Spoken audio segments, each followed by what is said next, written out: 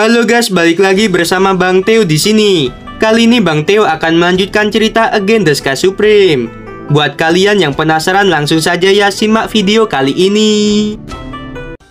Sang guanya dapat dikatakan sangat cerdas dari perilaku Tanyun. Dia dapat dengan akurat menilai mengapa Tanyun tidak segera menyerang Istana Enam Surga. Itu karena Tanyun mengetahui bahwa dia bukan lawan dari Istana Enam Surga. Tujuan reinkarnasi sang guanya ke alam bawah adalah untuk menghabisi Tanyun. Hanya dengan menghabisi Tanyun, dia akan naik ke alam abadi lagi. Setelah kembali ke alam abadi, dia akan menjadi utusan dewa kekacauan. Karena itu, dia harus menghabisi Tanyun. Oke guys, sedikit spoiler aja ya dari Mimin. Dewa kekacauan itu suami dari anak angkat Tanyun yang bernama Ling Xia Tianjun. Biasanya kalian lihat ya di opening NTZZ. Oke, kita lanjut. Ketika malam tiba, salju turun dari pegunungan Canggu. Sebuah perahu turun dari langit ke puncak yang dipenuhi aura. Di puncak ada monumen batu besar setinggi 10.000 kaki. Di depan monumen batu, seorang murid keluarga Kili di alam pemulihan jiwa memandang pria dan 5 gadis di perahu roh. Meskipun dia menemukan bahwa dia tidak dapat melihat ranah ke-6 orang itu, tetapi dia tetap berkata dengan sombong, "Siapa kalian?" Alasan mengapa murid itu tetap sombong itu karena keluarga Kili salah satu dari 3 keluarga tersembunyi. Tanyun melirik murid itu dan berkata dengan ringan, "Nada bicaramu cukup keras. Bagaimana jika aku tidak mengatakannya?" Murid itu menoleh dan menunjuk monumen batu yang bertuliskan keluarga Kili. Lalu dia berkata, "Cepat pergi dari sini." Mendengarkan hal itu, Tanyun mengerutkan keningnya. Dia mengambil langkah ke arah murid itu dan muncul di depannya. Murid itu mundur selangkah. Dia ketakutan dan berkata dengan tegas, "Apa yang ingin kamu lakukan?" Tanyun menatap monumen batu dan berkata dengan acuh tak acuh, "Aku hanya berpikir, monumen batu ini merusak pemandangan." Tanyun menjulurkan jari dan perlahan menyentuh monumen batu. Saat berikutnya, adegan yang membuat murid itu ketakutan muncul. Monumen batu keluarga Kili tiba-tiba hancur. Murid itu sangat ketakutan sehingga kakinya gemetar. Dia menatap Tanyun dengan mata lebar dan keringat menetes dari dahinya. Namun meski begitu, dia masih menahan rasa takut di hatinya. Dia berkata dengan suara gemetar, "Kamu berani menghancurkan monumen batu di depan gerbang gunung keluargaku. Siapa kamu?" Tanyun mengucapkan kata demi kata. Tanyun, kepala sekte suci Huangfu. Mendengarkan hal itu, murid itu berbalik dan berteriak pada sebuah lonceng, "Kepala keluarga!" Suara pemuda itu tiba-tiba berhenti. Tangan kanan Tanyun yang melambai di udara membuat dia mati. Sebuah suara terdengar dari lonceng, "Siapa yang berani mengacau di depan gerbang gunung keluarga Kiliku? Dasar binatang!" Pada saat ini di alam rahasia Kili, seorang pria tua melangkah keluar dari istana Kili dengan tubuh bungkuk dan matanya menunjukkan kemarahan. Melalui lonceng, dia melihat gambar monumen batu di depan gerbang gunung telah berubah menjadi tumpukan puing. Orang ini adalah kepala keluarga Kili, yaitu Kilirong. Pada saat ini, lebih dari 300 orang tua terbang keluar dari aula istana. 300 orang ini semuanya adalah tetua dari keluarga Kili. Banyak tetua melihat gambar yang dimunculkan oleh lonceng. Salah satu tetua tiba-tiba melebarkan matanya. Dia menatap pemuda berjubah putih di gambar. Tanpa menunggu tetua itu berbicara, suara Tanyun terdengar. Nada bicara yang besar.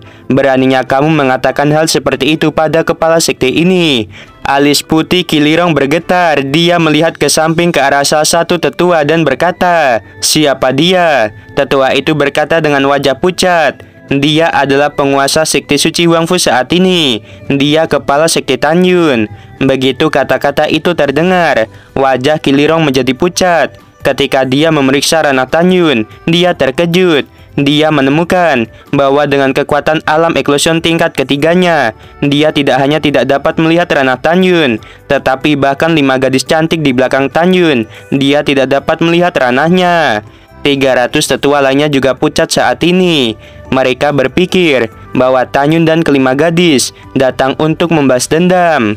Pada saat ini, seorang pemuda terbang di depan Kilirong dan bertanya, "Ayah, apa yang terjadi?" Kilirong berkata, "Pingir, cepat beritahu leluhurmu, katakan Tanyun telah datang." Pemuda bernama Kiliping bergegas ke udara dan menghilang di langit. Kilirong berkata, "Semuanya jangan panik. Memang benar bahwa leluhur kepala keluarga ini dipromosikan ke alam eksklusion tingkat keempat 20.000 tahun yang lalu. Kini telah memasuki tingkat ke-8.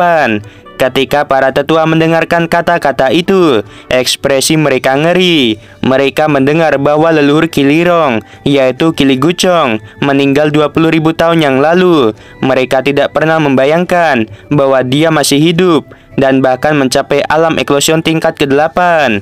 Kilirong melirik para tetua dan berkata dengan suara serius, "Ingat, masalah ini tidak boleh diumumkan. Jika tidak, Sungnan Xiangsan dan Istana Tidak Terbatas akan melakukan hal buruk pada leluhurku." Para tetua buru-buru berkata, "Kepala jangan khawatir, bawahan ini mengerti." Kilirong berkata kepada para tetua melalui transmisi suara, "Alasan mengapa leluhurku tidak pergi ke Sungnan Xiangsan adalah untuk menjaga keamanan keluarga Kili. Karena Tanyun datang, maka kita akan membiarkan dia mati di sini." Menurut Kilirong, Tanyun dan 5 gadis akan mati jika leluhur surgawinya mengambil tindakan. Pada saat ini, dengan suara keras yang memekakan telinga, gerbang alam rahasia Kili tiba-tiba hancur. Segera, Tanyun melepaskan kesadaran spiritualnya dan berkata, "Siapa kepala keluarganya?" Kilirong berkata, "Tanyun, lelaki tua ini adalah kepala keluarga. Kepala ini tidak memimpin orang untuk menyerang sekte suci Huangfu. Tetapi aku tidak menyangka kamu datang ke sini mencari masalah." Kilirong berbicara dengan sangat arogan. Itu karena dia menemukan bahwa leluhurnya telah terbang ke arahnya. Dalam sekejap, seorang lelaki tua muncul dari udara tipis di atas Kilirong. Ya, dia leluhur Kilirong yang bernama Kiligucong. Pada saat ini, Kiligucong melepaskan kesadaran spiritual yang menyelimuti Tanyun dan 5 gadis. Dia menemukan bahwa Sensubing berada di alam eksklusion tingkat ke-8, sementara Tanyun, Mengyi, Xiao, Xianer, dan Yukin berada di alam eksklusion tingkat ke-7. Suaranya yang mengandung niat membunuh tak berujung bergema. "Apakah kalian berpikir bahwa dengan 5 orang di alam eksklusion tingkat ke-7 dan 1 orang di alam eksklusion tingkat ke-8 dapat menghancurkan keluarga Kili? Kalian berenam binatang buas beraninya menentang keluarga Kiliku." Alasan mengapa Kiligucong memiliki nada yang begitu mendominasi itu karena dia yakin bahwa dia memiliki kekuatan untuk melompati tantangan dan setara dengan orang di alam eksklusion tingkat ke-9. Di dalam hatinya, Tanyun dan 5 gadis akan kalah hanya dengan 1 pukulan. Jika Kiligucong mengetahui bahwa Tanyun dan yang lainnya dapat dengan mudah menghancurkan sekelompok orang di alam eksklusion tingkat ke-9, mungkin dia tidak akan berani seperti sekarang ini. Pada saat ini, Kilirong dan lebih dari 300 tetua, mereka melihat bahwa Kiligucong tidak menganggap serius Tanyun.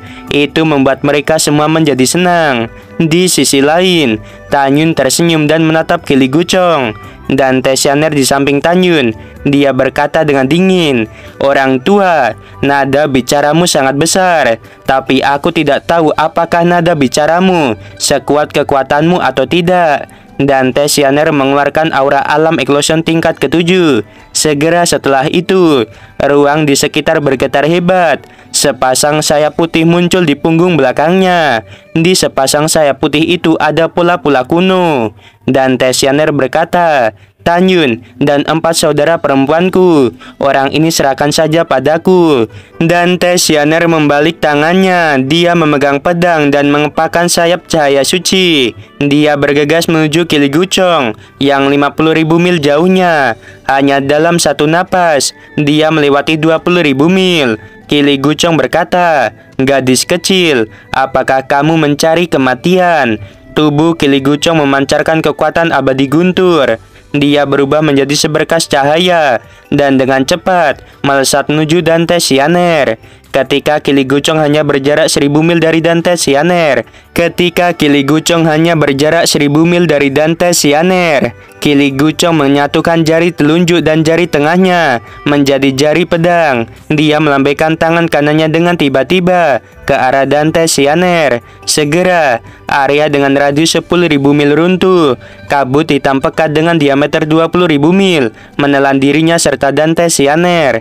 Di kabut hitam itu, cahaya pedang sepanjang 30.000 kaki yang beratribut guntur meledak dari jari pedang dan menebas ke arah Dante Sianer. Segera, di mata Kilirong dan lebih dari 300 tetua, mereka melihat cahaya pedang yang terang dan mendominasi langsung menelan Dante Sianer. Para tetua berkata, senior Kili Gucong terlalu kuat. Hanya dengan satu serangan ini, gadis itu pasti akan mati. Ketika para tetua bersemangat, Tanyun dan 4 gadis tersenyum. Tiba-tiba, Kili Gucong berteriak, "Bagaimana ini mungkin? Kamu hanya di alam eklosion tingkat ke-7. Mengapa kekuatanmu sangat kuat?" Kili Gucong melihat pemandangan yang tidak dapat terlupakan. Dia melihat Dante Sianer menghadapi cahaya pedang 30.000 kaki. Sayap suci yang cerah menyelimuti Dante Sianer. Ledakan terjadi ketika cahaya pedang 30.000 kaki menabrak sayap cahaya suci. Saat berikutnya, Dante Sianer muncul di depan Kili Gucong. Dia mengepakkan sayapnya, kemudian memegang pedang dan melintas melewati Kili Gucong yang tidak bisa mengelak. Dante Sianer menyingkirkan sayap cahaya suci dan berdiri di belakang Kili Gucong. Pada saat ini, leher Kili Gucong tampak ada sayatan pedang dan darah mengalir. Kemudian, darah itu semakin menyembur. Kelapanya terlepas dari leher dan mayat tanpa kelapa jatuh ke bawah. Sebelum 8 janin abadi Kili Gucong terbang keluar dari kelapanya, Dante Sianer menjentikkan jarinya dan sinar kekuatan abadi kuno menghancurkan kelapa itu. Wajah Kilirong pucat. Para tetua sangat ketakutan sehingga mereka duduk di tanah. Seperti kata pepatah, terkadang kematian bukanlah hal yang paling menakutkan, tetapi proses menunggu kematian adalah hal yang paling mudah untuk menghancurkan mental seseorang. Wow, quotes yang sangat bagus guys. Oke, kita lanjut. Lebih dari 300 tetua merasa putus asa, tetapi mereka tidak melarikan diri karena mereka tahu bahwa di hadapan Dante Sianer yang dapat menghabisi Kili Gucong, mereka tidak dapat melarikan diri sama sekali. Tanyun dan keempat gadis juga terbang melintasi langit dan berdiri di samping Dante Sianer. Kilirong menghela nafas dalam-dalam. Dia segera menatap Tanyun. Dia berlutut dan berkata, "Kepala Sektetan, akulah yang salah. Aku mengirim seseorang untuk memata-matai Sekte Suci Wangfu. Aku berlutut untukmu. Aku harap kamu jangan lakukan apapun pada keluarga Kili. Adapun nyawaku, kamu bisa mengambilnya. Aku mohon selamatkan orang-orangku." Sebelum kematiannya, Kilirong masih memikirkan orang-orang dari keluarga Kili. Dia memang seorang pemimpin keluarga yang sangat berkualitas. Dihadapkan dengan memohon belas kasihan, Tanyun berkata dengan acuh tak acuh, "Angkat kepalamu." Saat Kilirong mengangkat kepalanya, dia merasa pusing untuk sementara waktu. Tanyun menggunakan mata Dewa Hongmeng. Lalu dia berkata, "Kili Ruksu, apakah dia dari keluarga Kili?" Kilirong berkata dengan datar, "Dia adalah leluhur besarku." Tanyun buru-buru bertanya, "Lebih dari 80.000 tahun yang lalu, dia pergi ke tanah abadi. Apakah dia mendapatkan pedang dewa?"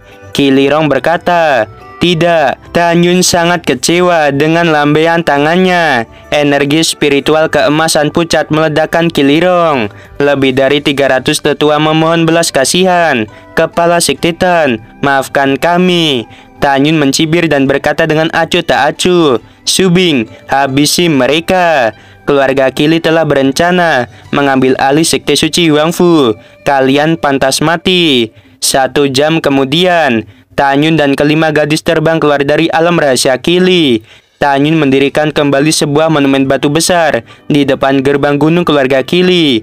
Monumen batu itu bertuliskan, "Mereka yang melanggar Sekte Suci Wangfu akan dihabisi tanpa ampun." Ditanda tangani oleh Tanyun. Adapun 7 juta anggota keluarga Kili, tidak ada yang selamat. di hadapan musuh. Jangan menunjukkan belas kasihan. Tanyun tahu bahwa bersikap lembut terhadap musuh berarti dia bertindak kejam terhadap dirinya sendiri. Karena jika Tanyun tidak menghabisi semua musuh, musuh dapat membalas dendam dan menghabisi orang-orang sekte suci Huangfu dan beberapa dinasti suci. Setelah itu, Tanyun membutuhkan 3 jam lagi untuk membuat gerbang alam rahasia yang dilindungi oleh formasi kuali cincin 12 naga. Setelah benua hukuman surgawi sudah kembali tenang, maka Tanyun akan membuka formasi teleportasi dari sekte suci Huangfu sampai ke alam rahasia Kili. Dengan cara ini, sekte suci Huangfu memiliki alam rahasia lainnya. Setelah menyiapkan formasi pertahanan, hari sudah larut malam. Tanyun mengendarai perahu roh, membawa 5 gadis, dan menuju ke kedalaman pegunungan Canggu. Waktu berlalu dengan cepat. Setengah bulan kemudian, Tanyun mengendarai perahu roh, dan akhirnya terbang menuju ke sebuah gunung yang menonjol. Tidak lama kemudian, perahu roh mendarat di tengah gunung. Nama puncak gunung ini adalah Gunung Abadi Sihong, yang tingginya 1,3 juta kaki. Setengah gunung ini dikelilingi oleh awan dan kabut yang cukup megah. Gunung Abadi Sihong adalah gerbang alam rahasia dari keluarga Sihong. Ketika Tanyun dan kelima gadis turun dari perahu roh, mereka melihat di monumen batu ada seorang pria tua. Tanyun melihat sekilas bahwa pria tua itu di alam eklosion tingkat kedua. Pria tua itu membuka matanya. Dia berdiri di hadapan Tanyun dan kelima gadis. Dia membungkuk dalam-dalam dan berkata, "Sihong Yuan, ayah dari kepala keluarga Sihong saat ini." Bawahan memberi hormat pada kepala sekte dan 5 senior. Tanyun mengerutkan keningnya. Pihak lain mengaku sebagai bawahannya. Mengesampingkan kebingungan, Tanyun berkata dengan ringan, "Sihong Yuan, kepala sekte ini bukan orang pelupa. Kepala sekte ini memiliki ingatan yang baik bahwa kamu bukan bawahanku." Sihong Yuan tiba-tiba berlutut di depan Tanyun dan berkata, "Kepala sekte, bawahan pernah memerintahkan orang-orangku untuk memata-matai sekte suci Huangfu. Pada saat itu, putraku Sihong Seng Yuan mencoba yang terbaik untuk menghentikan diriku. Tetapi aku masih bersikeras untuk mengirim orang ke sana. Keluarga Sihong bersedia mengakuimu sebagai tuan. Tolong ampuni keluarga kami. Kesalahan ini dibuat oleh diriku. Aku bersedia menebus dosa-dosaku dengan kematian." Keluarga Sihong tidak berpartisipasi dalam urusan di benua hukuman surgawi selama bertahun-tahun. Akulah yang terobsesi dan membuat keputusan yang salah. Mendengarkan hal itu, Tanyun menarik napas dalam-dalam dan berkata, "Karena kamu telah melakukan kesalahan, kamu harus membayar harganya. Jika keluarga Sihong benar-benar menyesal, mengapa kamu menunggu sampai kepala sekte ini datang ke sini? Jika kamu mengambil inisiatif untuk pergi ke sekte suci Huangfu dan meminta maaf, kepala sekte ini mungkin tidak akan menghabisi keluarga Sihong. Tapi kamu tidak ke sekte suci Huangfu."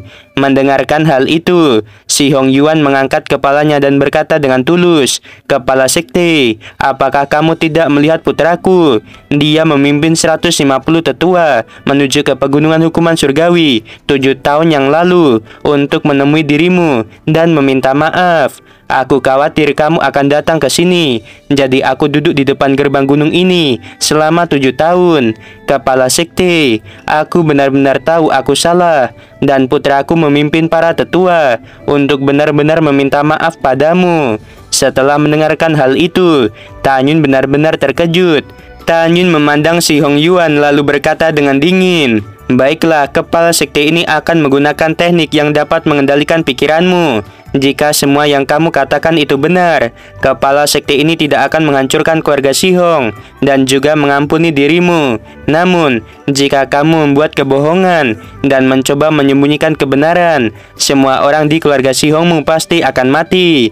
Tanyun menggunakan mata Dewa Hongmeng setelah ditanyai. Sihong Yuan tidak berbohong. Setelah Tanyun melepaskan kendali mata Dewa Hongmeng, dia melihat Sihong Yuan dan berkata, "Kamu bangunlah." Sihong Yuan mengeluarkan air mata. Setelah dia bangun, dia tidak segera membuka gerbang alam rahasia, tetapi membungkuk pada San Subing dan para gadis. Lalu dia berkata, "5 senior, bagaimana kabar kalian?" Tanyun berkata, Mereka adalah tunanganku." Mendengarkan hal itu, si Hong Yuan membungkuk dalam-dalam kepada kelima gadis dan berkata, "Bawahan memberi hormat pada calon istri kepala sekte." Kelima gadis tersenyum dan berkata, "Kamu bangunlah."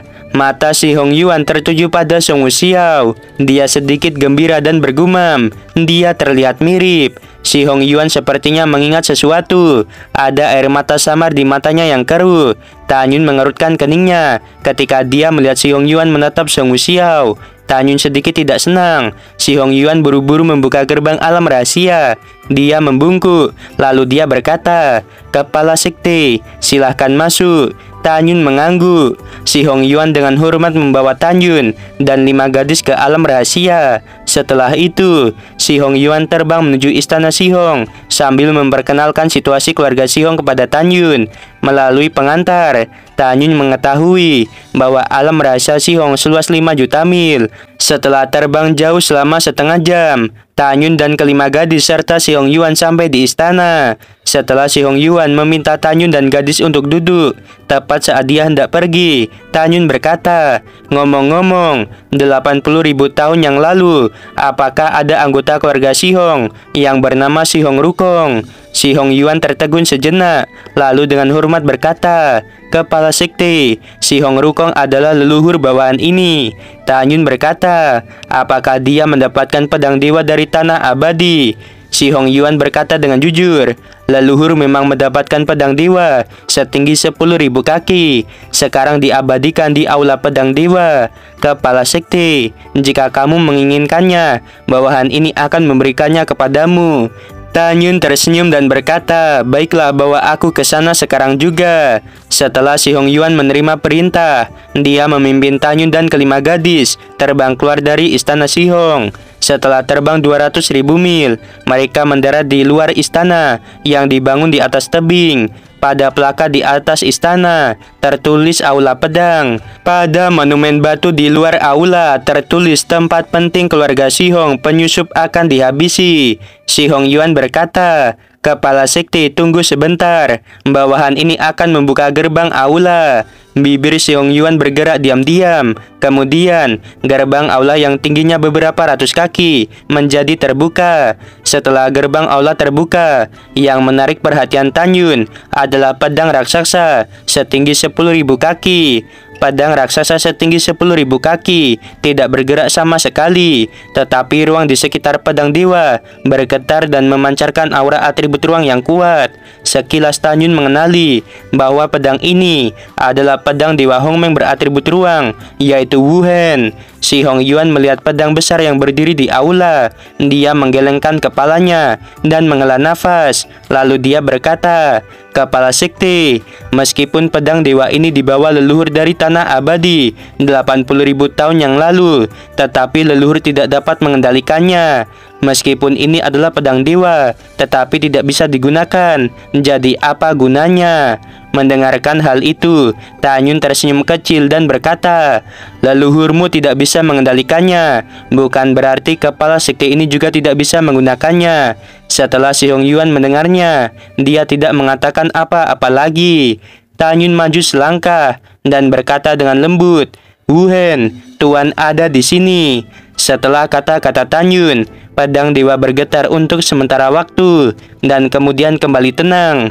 Si Hong Yuan berkata dengan ngeri, "Kepala sekte, pedang dewa telah ada di keluarga Si Hong kami selama lebih dari 80.000 tahun dan tidak pernah bergerak, tetapi barusan dia bergerak." Ketika terkejut, si Hong Yuan tiba-tiba memikirkan sesuatu. Dia menatap Tanyun dengan kaget dan berkata, "Kepala sekte, apa yang baru saja kamu katakan? Apakah kamu tuan dari pedang dewa?"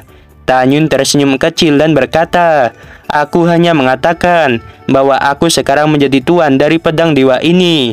Setelah dia selesai berbicara, Tanyun mengabaikan si Hong Yuan. Dia naik ke udara, melayang di kehampaan ribuan kaki. Telapak tangan kanannya menghantam dadanya dan mengeluarkan seteguk darah dari mulutnya. Tanyun berkata, "Pengorbanan darah." Kekuatan spiritual Tanyun mengendalikan darah dan dengan cepat membentuk totem darah. Totem darah perlahan-lahan menggeliat dan ada kata Hongmeng Supreme yang muncul di tengahnya. Tan Yun tiba-tiba berbalik ke samping menghalangi pandangan si Hong Yuan. Saat bibir Tan Yun menggeliat, totem darah dengan cepat tertelan ke dalam tubuh pedang. Segera, pedang Wuhan bergetar hebat. Tan Yun merasakan perasaan hubungan darah yang telah lama hilang yang berasal dari pedang Wuhan. Pedang setinggi 10.000 kaki tiba-tiba berubah menjadi 3 kaki 3 inci dan jatuh di telapak tangan kanan Tan Yun. Pada saat berikutnya, pedang Wuhan berubah menjadi seberkas cahaya yang menembus alis Tan Yun. Pada saat ini, di benak Tan Yun, total 9 pedang Dewa Hongmeng telah dikumpulkan. Mereka adalah Jinni, Musin, King Ying, Wu, Xian Chen, Feng Xian, Lei Zhen, Wu Hen, dan Jimmy. Selain 9 pedang Dewa Hongmeng, ada juga pedang pembantai Dewa Hongmeng. Setelah Tan Yun menyimpan Wu Hen, ada tatapan antisipasi yang kuat di matanya. Dia bergumam, hanya ada 2 pedang Dewa Hongmeng yang belum aku temukan. Salah satunya ada di domain iblis, dan yang lainnya pasti ada di keluarga Zhongwu. Ketika Tan Yun bergumam, si Hong Yuan yang baru saja pulih dari keterkejutan, dia memandang Tan Yun dengan kagum.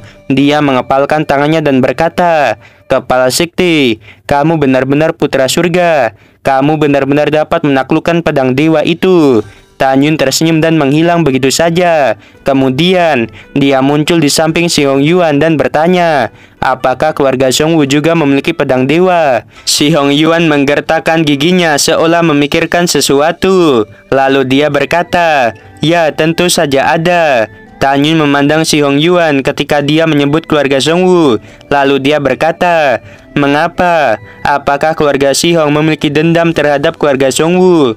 Si Hong Yuan menghela nafas. Dia mengangguk dan berkata, "Kepala Sekte, masalah antara keluarga bawahan ini dan keluarga Zhongwu adalah cerita yang panjang. Itu juga salah keluarga Si Hong. Sulit untuk menggambarkannya." Mendengarkan hal itu, Tan Yun berkata, "Karena ini adalah masalah keluarga, itu tidak dapat dipublikasikan. Jadi kepala sekte ini tidak akan mengajukan pertanyaan lagi." Keluarga Zhongwu juga mengirim ratusan mata-mata untuk menyusup ke sekte suci Wangfu. Jika aku menghancurkan keluarga Zhongwu, itu bisa dianggap melegakan bagi keluarga Si Hongmu. Setelah mendengarkan, Si Hong Yuan berkata dengan penuh semangat, "Kepala sekte, terima kasih." Setelah berterima kasih, Si Hong Yuan berkata dengan hormat, "Kepala sekte, bawahan ini akan mengumpulkan seluruh anggota keluarga untuk menyambutmu." Tan Yun melambaikan tangannya dan berkata, "Tidak perlu. Ketika aku menghancurkan keluarga Zhongwu, aku harus bergegas kembali ke pegunungan hukuman surgawi." Tanpa menunggu Tan Yun selesai berbicara, saat ini suara pria parubaya tiba-tiba terdengar. "Ayah, aku kembali. Kepala sekte Tan tidak ada di sekte suci Wangfu." Kepala Sekte Suyu mengatakan, jika Kepala Sekte Tan kembali, dia akan memberitahu Kepala Sekte Tan permintaan maaf yang tulus dari keluarga Si Hong kami. Pria parubaya adalah kepala keluarga Si Hong saat ini, yaitu Si Hong Sheng Yuan. Si Hong Sheng Yuan memandang Tan Yun dan tertegun. Lalu dia berkata, "Kepala Sekte Tan, mengapa kamu di sini?" Tan Yun tersenyum dan berkata, "Apakah aku tidak diterima di sini?" Si Hong Sheng Yuan buru-buru membungkuk dan berkata, "Bawahan tidak berani." Tan Yun berkata, "Adapun keluarga Si Hong, kepala sekte ini telah memutuskan untuk melupakan masa lalu. Selain itu, mulai hari ini dan seterusnya, keluarga Si Hong akan menjadi bawahan sekte suci Wangfu. Karena kamu adalah kepala keluarga, maka buatlah sumpah." Si Hong Sheng Yuan dengan sungguh-sungguh bersumpah setia kepada sekte suci Wangfu. Setelah sumpah diucapkan, Si Hong Sheng Yuan sepertinya telah menemukan sesuatu. Dia mengerutkan kening dan tiba-tiba menoleh. Matanya tertuju pada Si Hong Wuxiao. Mata Si Hong Sheng Yuan melebar dan berkata, "Adik ipar, ternyata kamu masih hidup. Adik ipar, mengapa kamu ada di sini? Bagaimana keluarga Zhongwu memperbolehkan kamu datang ke sini?" Ketika Song Wuxiao tidak tahu harus berkata apa, Si Hong Sheng Yuan berkata dengan penuh semangat, "Bagus, jika adikku tahu bahwa kamu tidak mati, dia pasti akan bangkit kembali." Tanpa menunggu Si Hong Sheng Yuan selesai berbicara, Si Hong Yuan menapar wajah Si Hong Sheng Yuan dan berkata dengan marah, "Diam, dia bukan adik iparmu, dia adalah tunangan kepala sekte." Waktunya Saweria dari Tanyun pacar Sensubing. Sungguh membagongkan ya Min, sorry Min baru bisa nyawer. Nggak apa-apa, terima kasih banyak ya. Bikin Mimin semangat dah. Oke, sebelum video berakhir Mimin mau bilang sungguh membagongkan, terima kasih.